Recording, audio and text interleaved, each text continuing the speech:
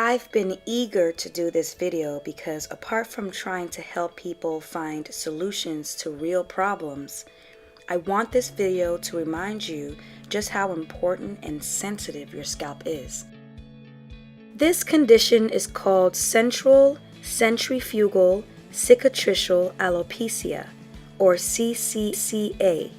It's a form of scarring alopecia on the scalp that results in permanent hair loss. Central implies symptoms start at the top middle section of your scalp. Centrifugal implies that the symptoms spread outwards from the center. Cicatricial means scarring, and alopecia is a fancy word for hair loss.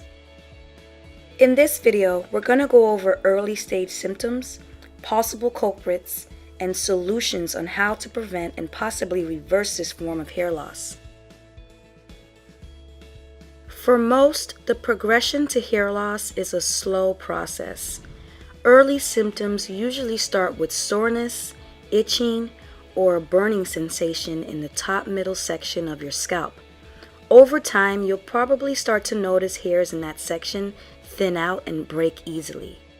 For those of you that are in the very early stages where that area feels sore to the touch or the hairs are shorter and breaking, don't freak out. This is very common and you still have time to completely reverse it. Before we talk about possible culprits and solutions, let me show you a close-up of what's going on under the hood. There is a lot going on in your scalp. Everything you see here is alive, meaning they need oxygen, they need nutrients or food, they get energy from the nutrients to do and create things, and if conditions are unfavorable, they die. Just from its positioning, it's clear to see that the top middle section of your scalp is the most exposed to environmental damages.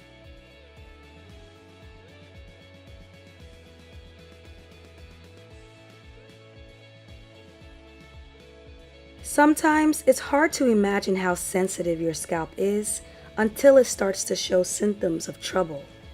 Due to its positioning and exposure to the environment, the hairs and scalp in your crown section is already susceptible to drying out and breaking faster than the rest of your hair. On top of that, we sometimes unknowingly do more to make it worse. Have you ever gone to a hair salon on a day the stylist was busy and she left you sitting under a hooded dryer for way too long? I'm sure something in you felt that something isn't right about that. But a lot of us don't question it because it's a professional hairstylist. The crown section receives a lot of heat attention under a hooded dryer. So improper use of them can be very damaging to this section of your hair, and most importantly, your scalp. Over time, too much heat exposure will dry up your hair follicle system and cause the surrounding tissue to become inflamed and irritated. Your follicles will become weaker and weaker, then shrink and eventually die. I'm going to be posting a video soon that compares hooded dryers, steamers, and the greenhouse effect. And I'll put a link below in the description section. But for now, keep 3 things in mind when you use a hooded dryer to deep condition. Wear a shower cap and put your hair into a high bun if you can. Try not to sit under there on high heat for more than 30 minutes. And don't use it too often. If you're experiencing crown issues, stop using hooded dryers until the issue is solved, because the hooded dryer will make it worse. If you don't have any crown issues, if you must, you can use it once weekly. Just keep the other 2 points in mind and take breaks from time to time.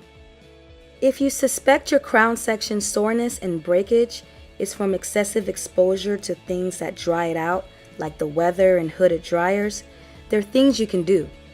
First, stop the activities that put direct or indirect heat on your scalp. Also, as you do with your edges, give your crown area a little more attention than the rest of your hair by hydrating and massaging that section at least twice a week. And remember to moisturize the hairs in your crown section more often than the rest of your hair. With the culprit out the way and you paying more attention to that section, Over time, the inflammation and soreness should go away.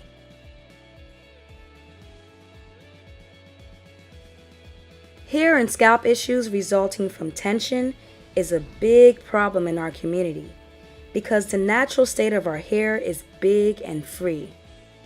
Most of us are familiar with the damaging effects tension has on our edges, but don't realize how much tension and rough handling we put on our middle crown section. So here are some things I've learned along the way. Hopefully they're helpful to you. You don't always have to put your hair into 4 even sections when you're caring for it. When your hair is in 4 sections, each section is adding its own level of tension to the middle of your head. So change up your parts from time to time. My hair type is both dense and thick, so I work in grids. I do everything with my hair in a grid, and can even have the same grid in my hair for months. Overall, this helps me out a lot because it eliminates the risk of unnecessary tension to my crown and makes it easier to isolate that section so I can get to it and give it extra attention. If you have fine, lower density hair, you obviously don't need as many sections. Just make sure your grid removes tension from and makes it easier for you to isolate your crown section. Another culprit for a sore and breaking crown are tight updos. No one does an updo like a natural, but sometimes it can cause too much tension to your crown, especially when you use these tight closed bobby pins to hold them up. Over time, I've learned that dense hair flourishes better when it's free and not forced into tight styles too often. When I wear my hair in an updo, I usually use a puff cuff and an open bobby pin to secure my ends.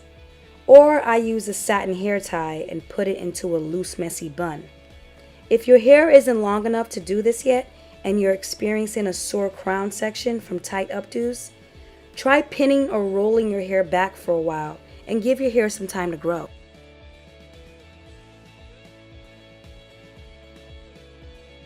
In the next video, I'll talk about some interesting ways plain old gravity can negatively affect your crown section and cause issues. Follow me on Instagram to catch up on interesting natural hair facts, coupon sales, and natural hair art. As always, thanks for watching. See you in the next video.